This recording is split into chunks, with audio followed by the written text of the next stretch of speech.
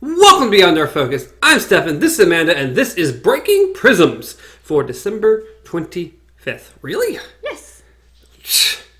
It's Christmas! Merry Christmas! As obvious, we definitely filmed this before Christmas. Yeah. We're not here on Christmas filming, but How it is... dare you... Yeah, they totally believe they're watching it live. Yeah, this is going up on Christmas, and I will say, a good episode for Christmas. Yeah, it's definitely Christmas themed all the way through. Merry. Yeah, but this is still a good episode. Yes, it is. So It's a good present for you guys. exactly. So we decorate. She decorated slightly. Grinch. We have a tree. Because I didn't say this. Breaking Prisms. This is where we go over Black Mirror and the Twilight Zone. So today is Black Mirror, Season 3, Episode 2, called Playtest. Nope. Okay. I was going to sneeze. I thought about it. It was like, it's going to happen, and I didn't do. You ruin every intro. I can't help it. It's going to be all right, though. So, Playtest. I think we've already kind of said we did like it. Yes. Overall, 5 stars. I enjoyed it. It has all the elements that I like, so we're good. Yeah, it was really well done. I can't say it was like my favorite episode. I have favorite episodes, but it's a very well done episode. I would say the episode itself was it was a better overall episode than Nosedive. But Nosedive had like one of the most satisfying endings that helped the whole episode be such the great episode that it was. Yeah. I already forgot what Nosedive was. The rating people? Oh, okay. I keep forgetting because Nosedive sounds... I don't think of Nosedive and rating people. I'm sorry. Well, that's what it was. And that episode But was yes, good. that was but a very good one. It was a great episode, but the ending is what helped it make it so great. Without that ending, it wouldn't have been as good as it was. Yeah. The episode, and because some of the episodes like a little annoying on certain little issues and things, but it was supposed to be because of the episode. Where I think this episode probably an overall better and more enjoyable throughout, with the not as great ending. Not good for people. Yeah, so, alright, to begin with, we start the episode off looking at this, I don't even know how old he is. They don't really say. No. It's clear he might be 18. He's a late teen for sure, I would say. I don't know. Well, he still apparently lives at home with his mom. But he's obviously not in school either, so he's probably somewhere between like 18 and 20. That's the thing, though, is he told in the episode he said that he stayed there because he was taking care of his dad. Mm-hmm. So it could still, he is older and came back. I don't think he's that much older. He's not an old guy, period. No. He's no later than his early 20s, but I don't know. We don't ever specify 100%. And I didn't look it up. Like, I'm sure, like, the Wikipedia or something. Maybe.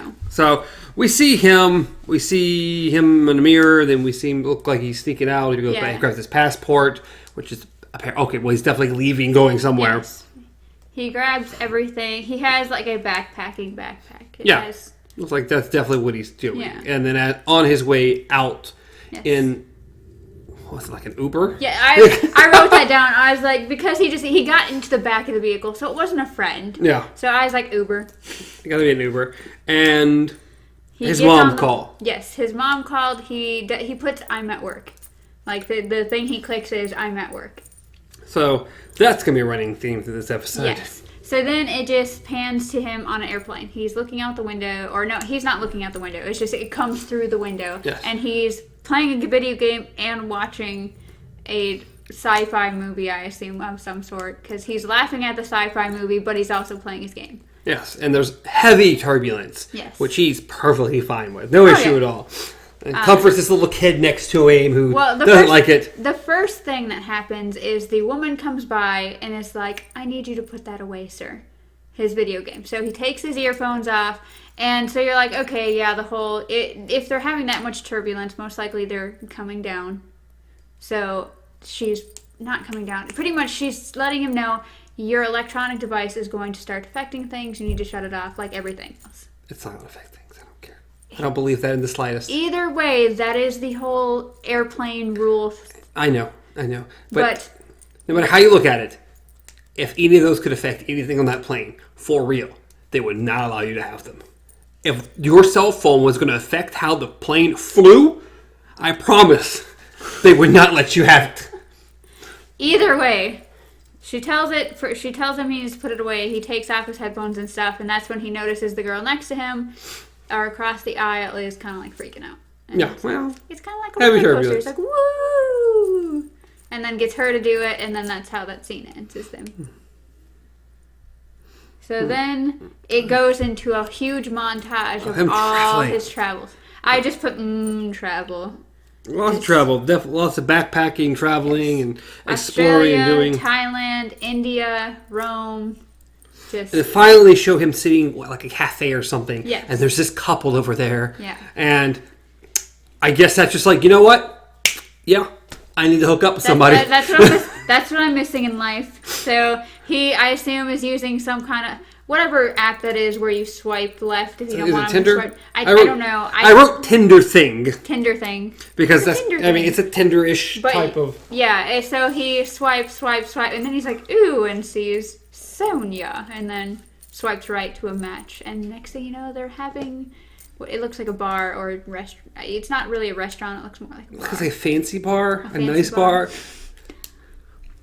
So they're talking about his travels and what he's doing. And then he gets into the whole... I think his mom calls again. And she's like, oh, what's that about? And he's just like, it's not a story I want to get into. No, it's not worth it. At some point in here, he mentions he's going home next week. So it's not going to be very long. And, this is the last leg of his travels. So ask her about if she knows anything cool for him to do. Yes. Anything interesting to do while I'm here. And then interesting. Well, I mean, is there anything interesting to do? And I think she volunteers as tribute.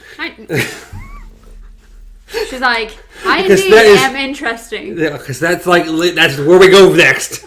They wake up, and I believe that's, once again, he gets a phone call, and this time he puts, sorry, I'm busy, whatever. And he uses the automatic response text. Mm-hmm. He doesn't type anything. She's like, wow, that's a little impersonal. Yeah, he's figured out, very much ignoring his mother. Yes. The funny thing is they're looking for the phone first. It rings. She's like, is that you or me? And then it must be you. Mom. So American or something. He's like, yes, I am. Because mom instead of mum. Yes. Mum. I say mum though, so. Because you're weird. Yeah, you like to pretend you're British. It's not my fault. She's my mum, and I call her my mumster. She's my mumster. Because you like to fake pretend to be British. Yes, that is exactly me. Sorry, all I pictured of Adam Sandler's movie, Just Go With It. Where it's pretty much, he pretty much hires his coworker and her kids to be his ex-family so that he can impress this girl. Yeah, I haven't seen it. I've never seen commercials or something for it. But the little girl, she's like, can I do an accent? He's like, no accents. And then immediately when she's put on the spot, she starts speaking in a British accent. He's like, oh my God. And then we sent her to a private school. You have to do something at that point, because why does only the little girl have an accent? Yeah, well, we sent her to like a British private and she really took to the language. Yeah. And it's just, oh my goodness. So anyways, he starts talking. Oh, the first thing, when they were at the bar, he's like, oh, I also, ran with the bulls. This is how I got that scar. Like, or the stitches, pretty much. And then while they're in bed, she has, like, this giant scar on his shoulder. And she goes, well, what's that from? I bet it's from this grand story. And he's like, no, it's this guy, Josh Peters, in my shop class. He, like, hit me with this metal thing. Oh. And you're like, oh, well, that's not, why is that important? Like, why do you need to know about the scar? And some dude named Josh Peters. Like, why do we need to know his name? Why isn't it just a bully? There's a very good reason. Yeah. I mean, it's there for a reason. So they move on, she asks if he's hungry. They go into the kitchen, and he starts browsing her games. Oh, well, he's looking around through books and stuff, and then comes across her massive game collection, which is like a dozen games. Wow. Massive. There were PS3 and PS2 games there. So PS4, she's in my league, okay? PS4, PS3, and then there was like a random 1 or 2 PS2 games sitting there. Well, she's in my league, except for the PS4. So some games of note is BioShock and Resident Evil, only because there are other references that come out later into the show about BioShock and Resident Evil for sure that I caught. There's Dark Souls up there, Heavy Rain, Until Dawn, Dead Space, Silent Hill, South Park, Portal 2, an old game called Manhunt. That was like super violent and stuff. And then randomly in a very old like DVD, they had Face Off on top of them. I'm like, yeah, okay. Everybody likes Face Off. Okay? Yeah, I'm not against it. It's just really random compared to everything else right there. Just the one random DVD. Well, and then she has one random book too, and it's not even at the very end. It's like it's not even at the end of the games. It's like in the middle of the games, and it's Singularity. So it was just very interesting. So yes, he asks about Singularity. They start joking around, and then of course he gets a call again, which he ignores, and she's this time like, dude, you gotta tell me what's going on. And to which we learn his origin story. The origin story. He becomes Spider-Man. How do you know? Okay. I do know. And because if you're watching this when this comes out at all, and you haven't gone and seen Into the Spider-Verse, go see it. Because it was a great movie. That is all. You don't have to harass them. I do. It needs to be seen. It was a great movie. This is not the Bible, okay? You're like preaching it. Go see the movie. Okay, so you find out that that's when he says that he lives with his mom because he was taking care of his dad, and his dad actually passed away a year ago.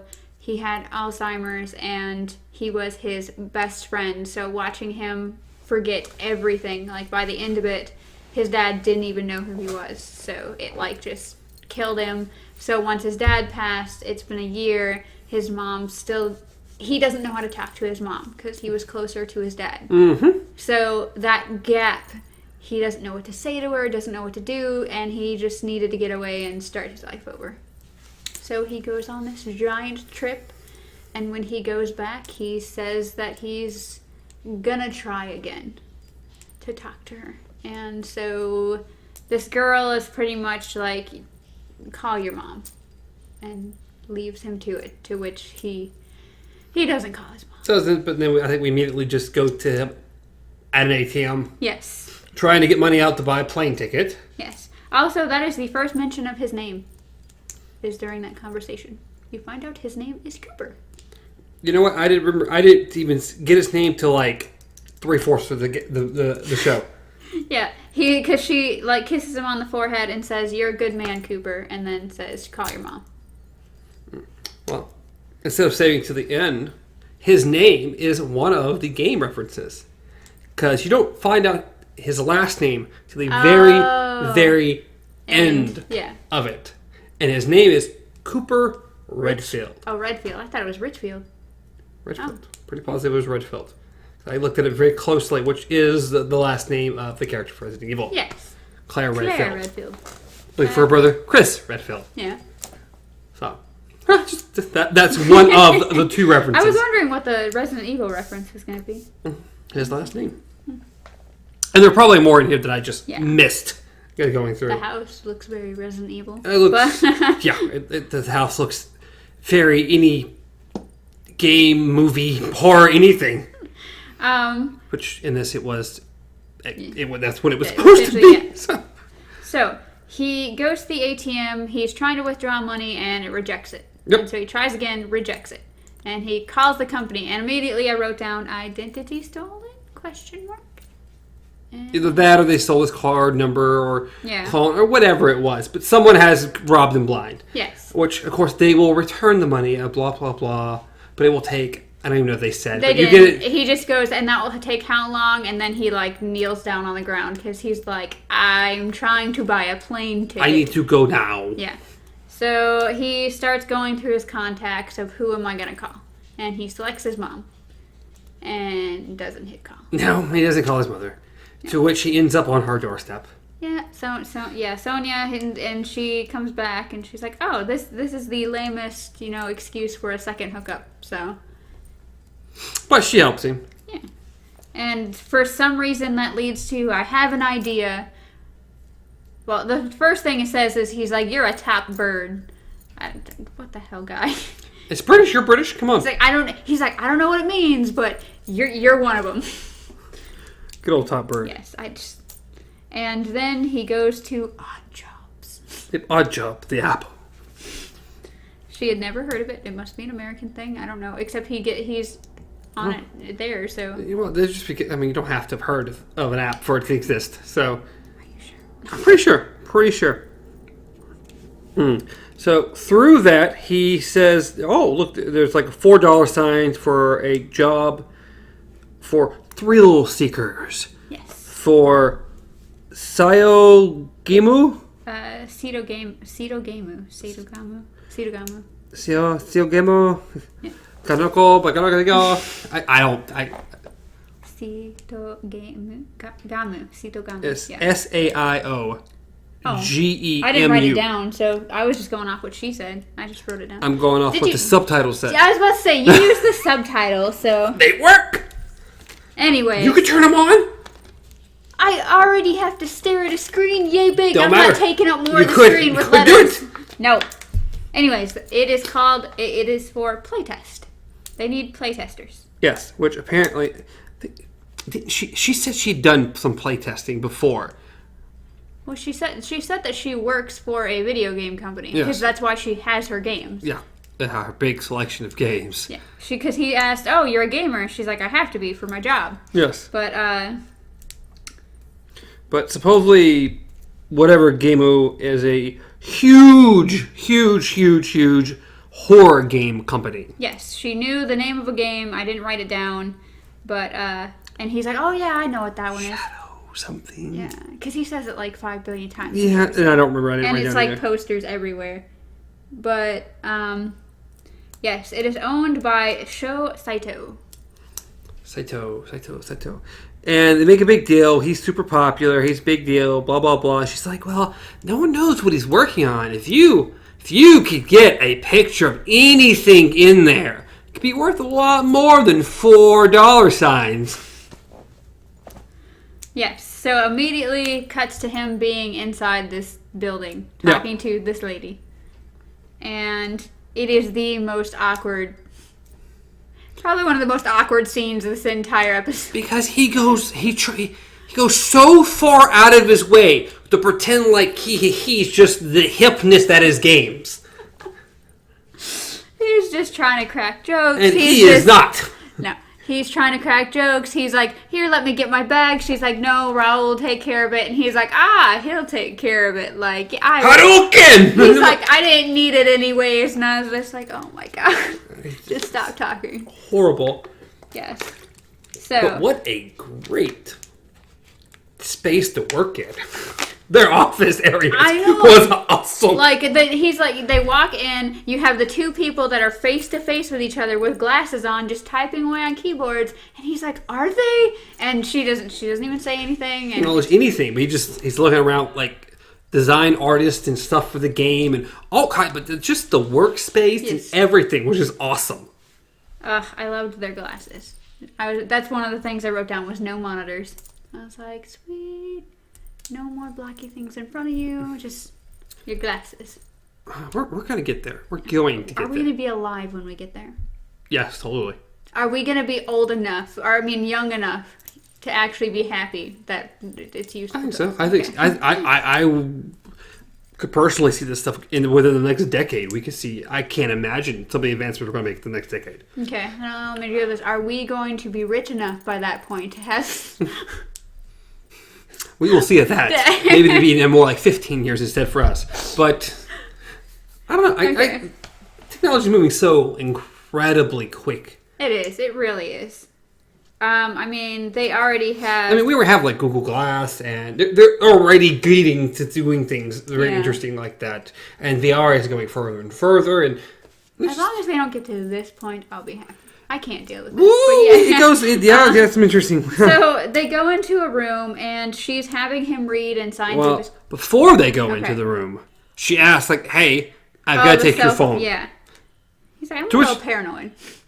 Yeah, they have to be. Secrets and all this fun stuff. No, he said, I'm a little paranoid. Oh, but... So, he gives her a phone. Yes. He gives her a phone. And then they go into the room.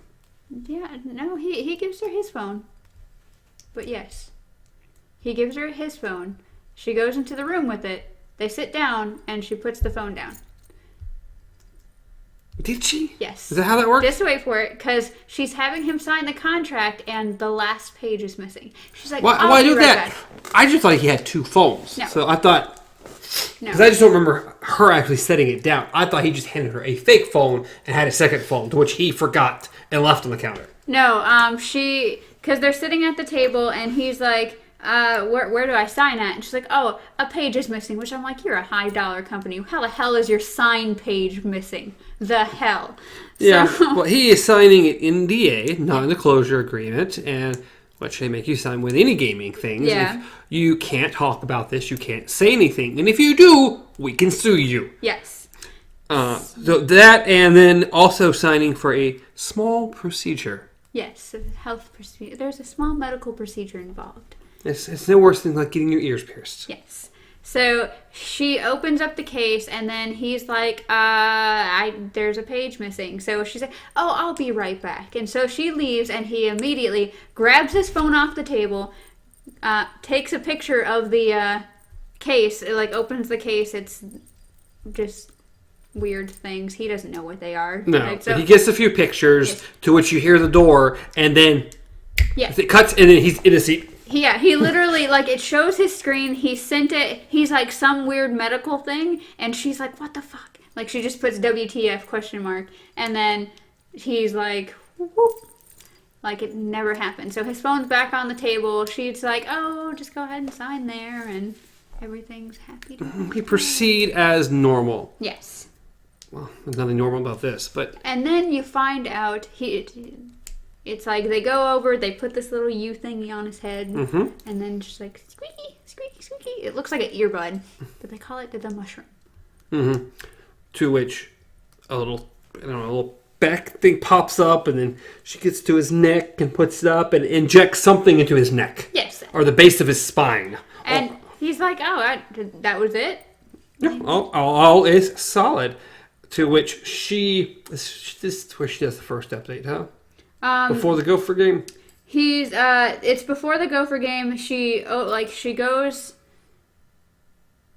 back to her seat, and she's like, it's just going to take a moment to initialize. Yes. And there might be a small twinge. So it starts beeping, and these little blue dots they're working on an interactive augmented reality system.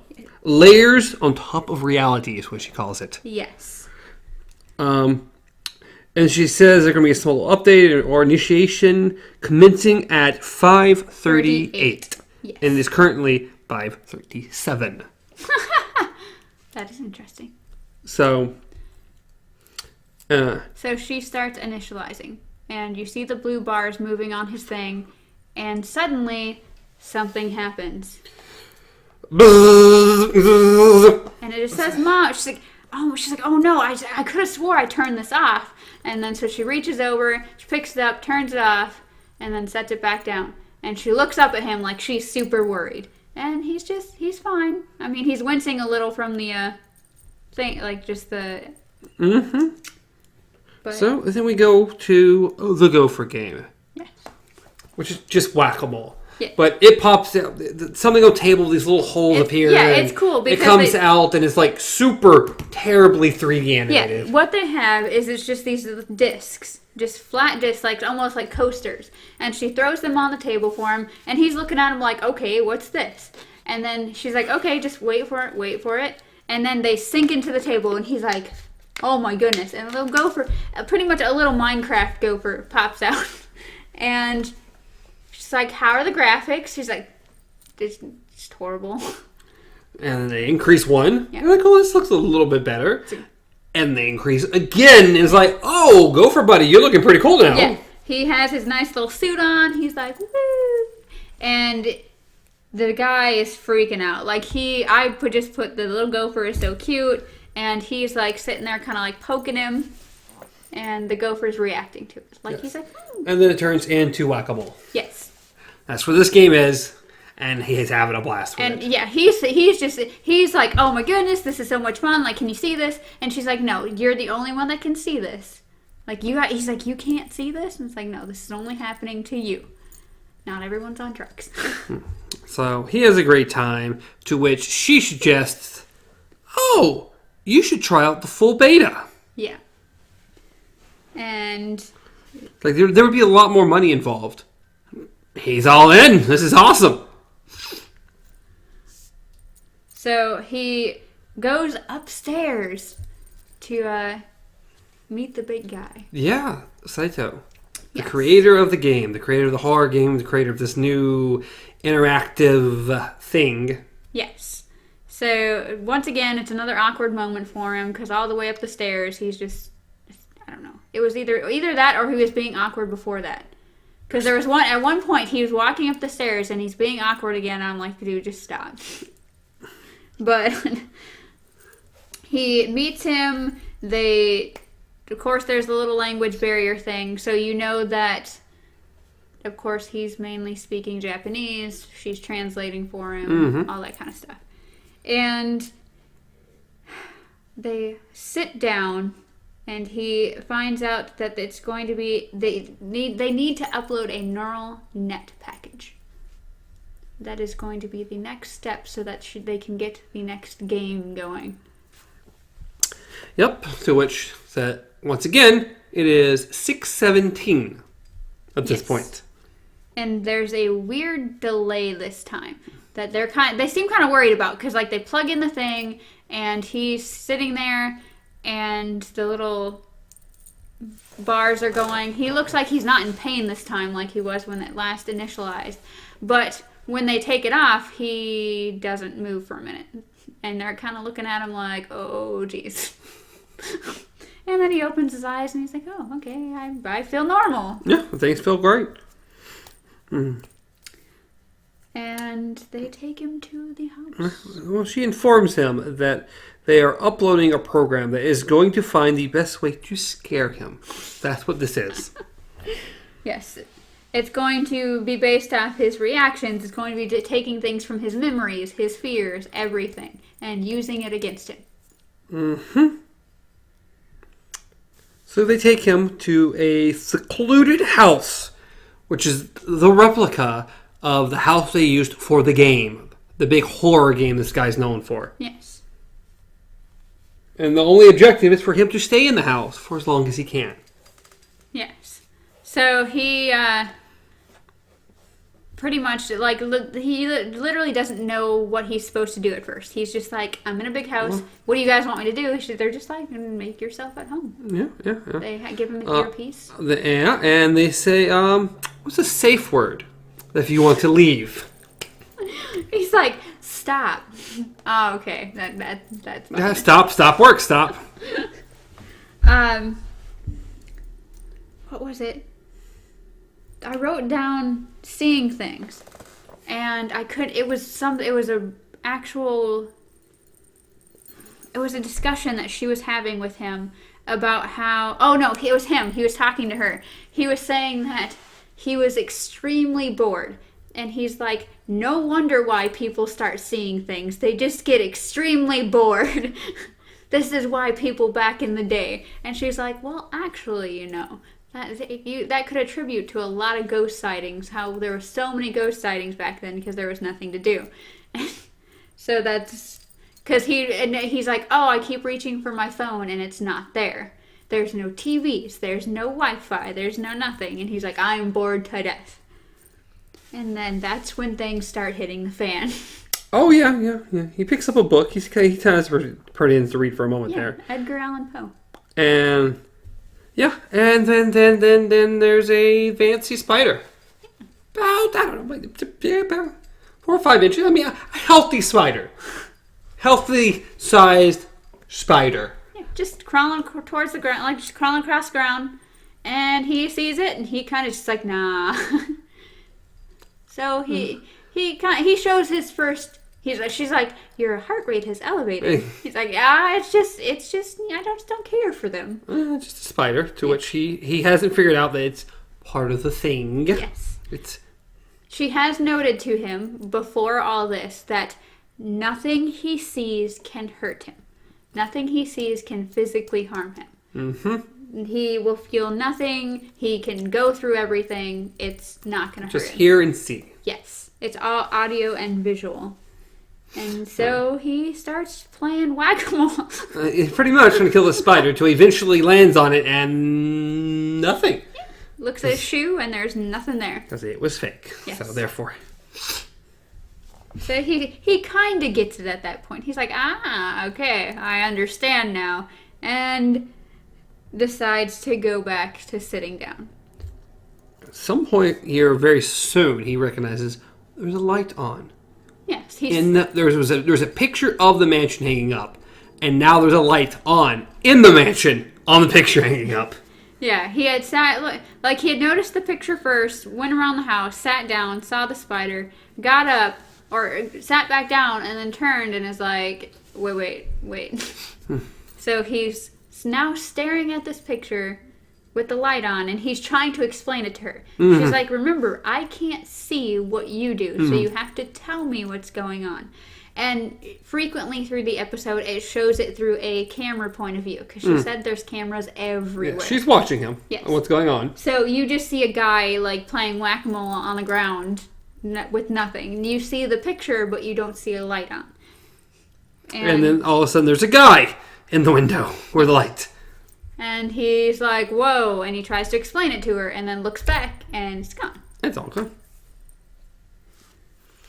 Then he starts hearing things in the house. That was actually really cool. Like, that was, like, to me, that would have made the game right there. It's because it's like, light, or no light, light, person in the window, no person in the window. Suddenly, from the exact same point that the picture is, right up above it, on the top floor, you hear footsteps. And they're coming towards the stairs that are across the room. So, of course, you're heading towards the stairs. But I just like that the sound came directly from where the picture should have been on the second floor. I thought that was a really cool element. Puts rusted pipes. Yes. Just old leaky pipes. Leaky pipes. Leaky old rusted pipes. And, except, the one thing I will say is they didn't have the gate right as far as, like, they had the walking, like, really cool, and then running. Like, it sounded like, for the last part, he was running towards the stairs, but that was like a little child's run, because it was like, I was like, dude, he's like Twinkle Toes, like, what are we talking about here? But yes, so he goes to the edge of the stairs. Yes, and then I think he goes to turn back, yeah, and there's just this guy right there. And at first he freaks out. He's like, oh damn, and just turns around and is like, breathe. You have to explain to me what's going on. I can't see it. And so then that's when he turns around and starts giving a description of this man. Yes, who isn't moving or doing anything at all. Just there. They beta note right there. Your dude's not doing anything. He ain't doing anything. So he describes him a little bit, to which he finally says, yeah, he looks a lot like that, whatever you say his name was. Josh Peters. Yeah, his bully. So this thing is apparently figured out that he got bullied by this Josh Peters. She's like, were you scared of him? Nah, I wasn't scared of him. He was just a bully. Yeah. But now he's trying to use him to scare him. Yes. So it's just a guy that looks exactly like this bully with scruffy hair and a big hat and a giant cloak. And he starts talking to this guy like, all like, what you gonna do? And then just goes straight through him. I did like the effect. There's that sneeze I needed from earlier. Bless you. No. I'm just was hoping one of these days you just burst into flames. It would be funny. But no, I do like the effect of how when you kind of mess with the graphics, it's not just like hologram where you just go through it. It like literally takes part of the pixels with you. It's almost like paint. Yeah, it's weird. It's like you can't really affect it, but by going through it, it skews the image to a degree. Yeah. It's a very interesting look. It does look cool. So he goes into another room and he starts kind of just talking really fast. And she's like, I've noticed, Cooper, that you're rambling. And he's like, I like to talk. And she's like, it's something that humans do when they start getting scared. It kind of just masks the fear. And of course, he's like, I'm not scared. I'm hungry. Exactly. He's hungry. It's like, well, there's some snacks in the cupboard or whatever over there. So he goes and he's looking for stuff and he gets some cookies. And then he's like, I know what's going to happen. I'm going to close this cabinet and there's going to be something right there. Yeah. To which, I was thinking literally the exact same thing because it's the classic scare. Yes. So I was too, and he's like, he's going to be standing right there. So when he closes it, and you see the hat line on the door, I was like, not exactly what I was thinking, but kind. And then, boom! It's like this 4-foot wide spider comes around with Josh Peterson's face. And that's the thing, is that it didn't even come around. Like part of its feet and legs started coming through the cupboards. I know that's probably a graphic issue, but holy crap. I was like, nope. Yeah, my note was pretty much just MF and spider, because in all caps, giant. And the graphics were really cool on it. They really did a good job. They put some time into that one. He started like screaming. He was like, she's like, you need to explain to me what's going on. He's like, there's a giant spider and it has like Josh Peters' face. And I don't know why he said there was penises sticking out of his face. Well, that was like the mouth claws, but they were huge little. And I guess that's just how he felt. He needed to describe it. He's like, damn, dude, you're gross. And then like just starts backing away from it. And then suddenly the radio starts cutting out on him, and she's like, what, hello? And while he's sitting there talking to her, the spider's suddenly curiously moving in closer to him, so he's like, nah. And there's right after the radio messes up, there's a knock on the door. Yes. Boom, boom, boom. So he kind of goes around the spider and starts heading toward, he's like, I hope that's you guys. It's like, you're here to fix the radio. I know what this is about. So he goes, and then he kind of stops, like, wait. Like, this is going to be something bad.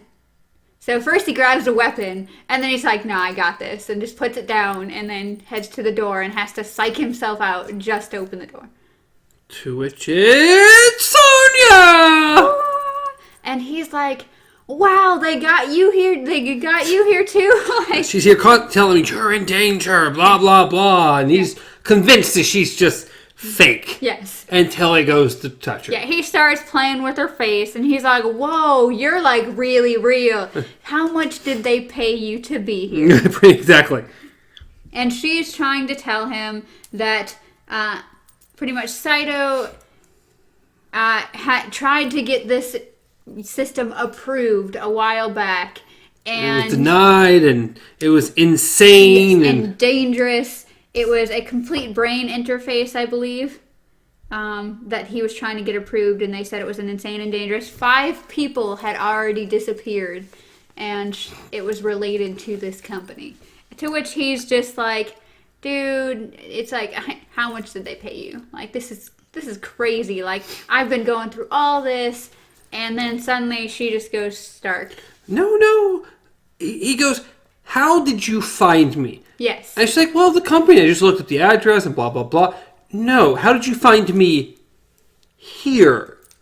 I don't have my phone. It's all the way out there and blah, blah, blah. Because she said, I used the Friend Finder app. And exactly. He's like, my phone is like a mile away. So how did you find me here? And that's when she goes just 1,000,000,000% serious. Yes, like it just like stark just, everything drops away, all emotions are gone. She bypasses him and heads towards the drawer and just pulls out a knife. She's like, you ever wonder how your credit card information got stolen?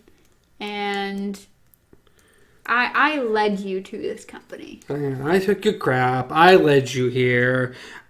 To which she stabs him. Yeah, she stabs him.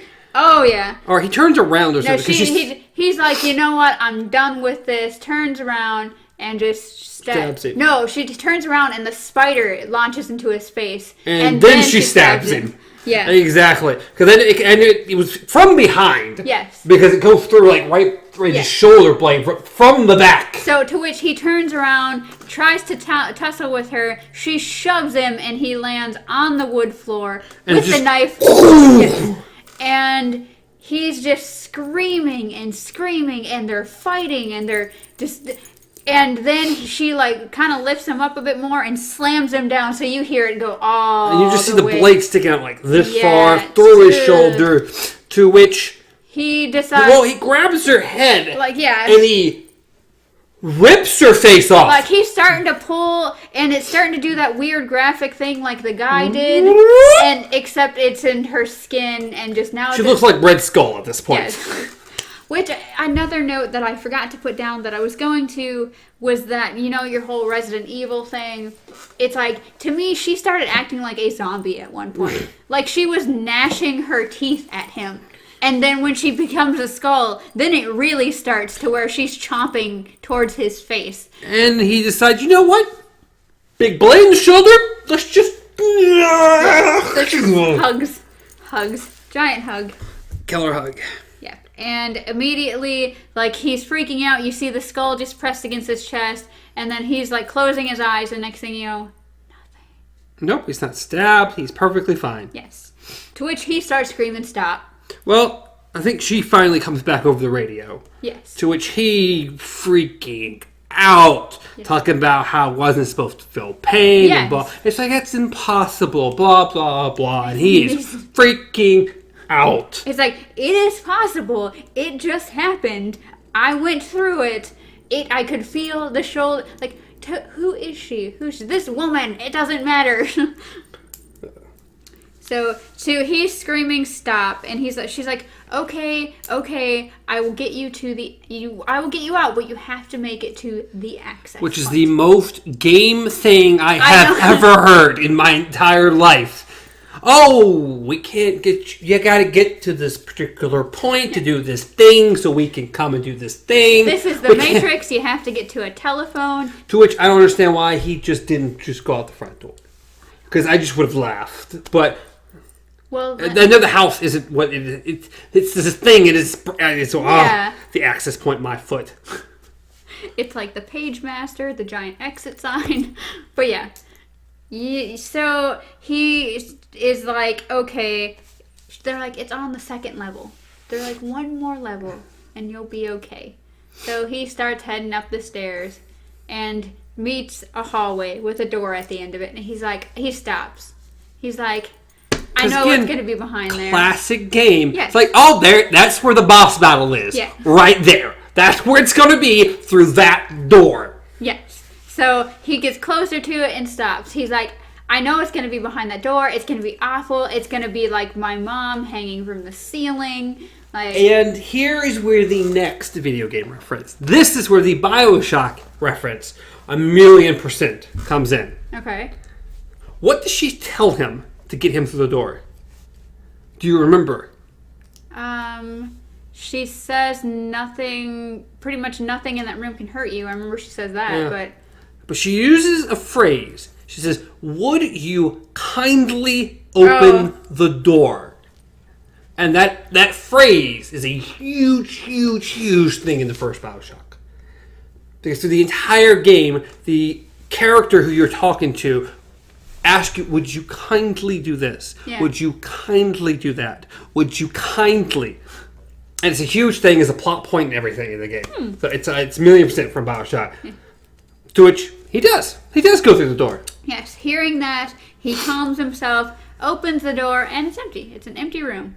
And he's he breathes a sigh of relief, closes the door, And she starts asking him a bunch of weird questions. Like, oh, so it's like, describe your mom. Like, what was her hair color? Was she tall? Was she... And he's trying to answer. Well, the door... Yeah, there's no access point, but the door also disappears. And he's just in this room now. Yeah. That he can't get out.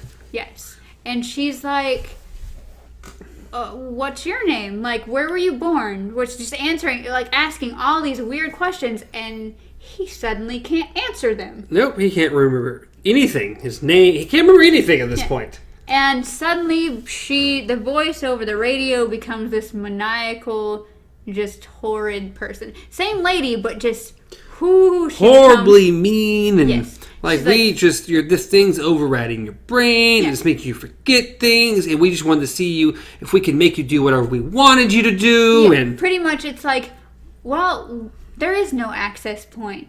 It's like, we really thought it was going to be your mom on the other side of the door. So this is a really interesting development, and it's like, so this must be your worst nightmare then, forgetting everything, just like your dad, and just... It's horrible. He is, like, freaking out, and now he's gotten to the point where he's forgotten so much that he's not really screaming anymore. He's just crying because he suddenly doesn't know who he is or how he got there, why he's there, anything. To where we officially have people break into the room. Yes. Because, no, they don't break in until he... freaks out. Like, he sits there, he breaks a mirror, he sees the glass on the floor and tries to pick up a piece of glass because he wants to take it out by hand. Yes, he's going to rip this thing or cut this thing out. Yeah. And suddenly people break into the room and stop him. They have him on the ground and he's just like, I don't know who I am. And...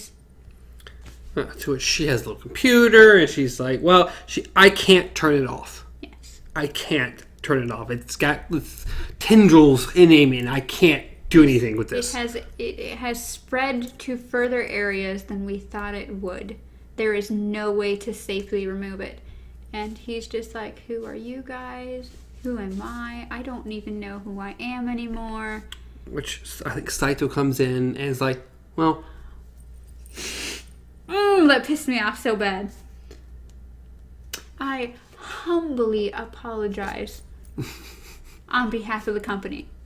I humbly apologize that you can't remember a damn thing about yourself. And says, just put him with the others. To where it cuts to black. Yes. And we are back to the second update. Yes, he is screaming. And he's screaming. And so she quickly takes it out, takes the little injector thingy, takes the mushroom out. He gets up, and they're like, we are so sorry. You were not supposed to feel anything. She's like, it is too powerful. And so that was only 1 second. Yes. She's like, that means that the game settings and stuff are still too powerful. We need to lower them. And he's just like, I'm going home. Oh, yeah, no, he is way past done at this point. So, gets on the plane, goes home. He's leaving, he's going back home.